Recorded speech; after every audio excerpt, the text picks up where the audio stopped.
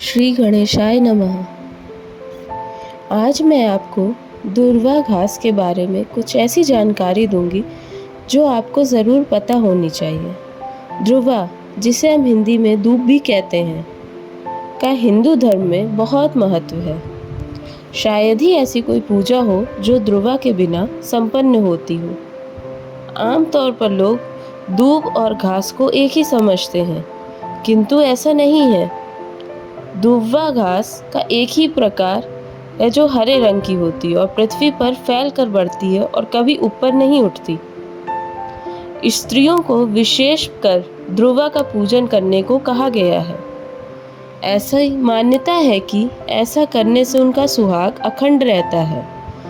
महान पवित्र वताओं जैसे माता सीता और दमयंती द्वारा भी ध्रुवा का पूजन वर्ण में हमें ग्रंथों में मिलता है। ऐसी मान्यता है कि जो कोई भी स्त्री ध्रुवा द्वारा पूजन करती है वो अपने पति के साथ उसी के लोक को प्राप्त होती है। इसके विषय में एक कथा पुराणों में आती है कि अल्लासुर नामक एक असुर था जिसने अग्नि को अपने वश में कर रखा था। उसी के बल पे वो समस्त संसार को प्रताड़ित किया करता था। स्वयं देवराज इंद्र भी उसे परास्त नहीं कर सके। तब सभी देवता महादेव की शरण में गए तो उन्होंने अपने पुत्र श्री गणेश से पृथ्वी का कल्याण करने को कहा। अपने पिता की आज्ञा अनुसार श्री गणेश ने अल्लासुर से युद्ध किया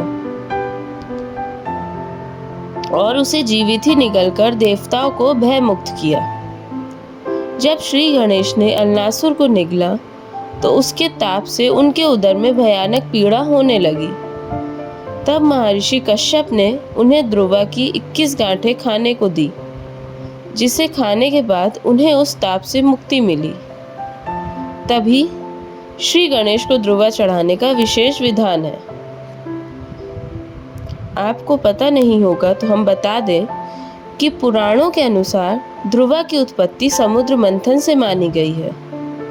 कथा के अनुसार समुद्र मंथन करते समय जब देव और दैत्य थकने लगे तो समुद्र मंथन को जारी रखने के लिए श्री हरि ने मंदराचल पर्वत को अपनी जांघ पर रख लिया और स्वयं समुद्र मंथन करने लगे। मंदराचल पर्वत की रगड़ से श्री हरि की जांघ पर एक रोम टूट गया और उसी से ध्रुवा का जन्म हुआ।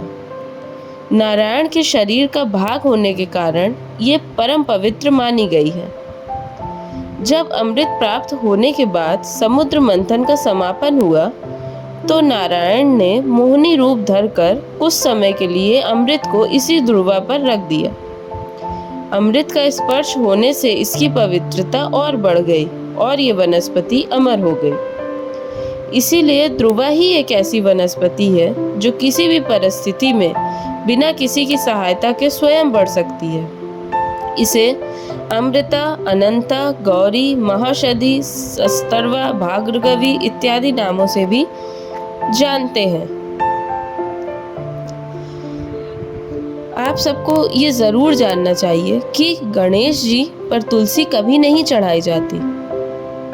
कार्तिक महात्म्य में भी कहा गया है कि गणेश तुलसी पत्र दुर्गा नैफ्तु दुर्व्यया। इसका मतलब ये है कि गणेश जी की तुलसी पत्र और दुर्गा जी की ध्रुवा से पूजा नहीं करनी चाहिए। Ganpati Bappa Morya. Thank you so much everyone for watching my video. आपको किसी भी टॉपिक के बारे में कोई भी जानकारी चाहिए हो तो आप हमें कमेंट बॉक्स में लिख के बताइए। हम आपको उसके बारे में बहुत बेहतरीन और महत्वपूर्ण जानकारी ज़रूर देंगे। Thank you so much. Please like, share and subscribe my channel.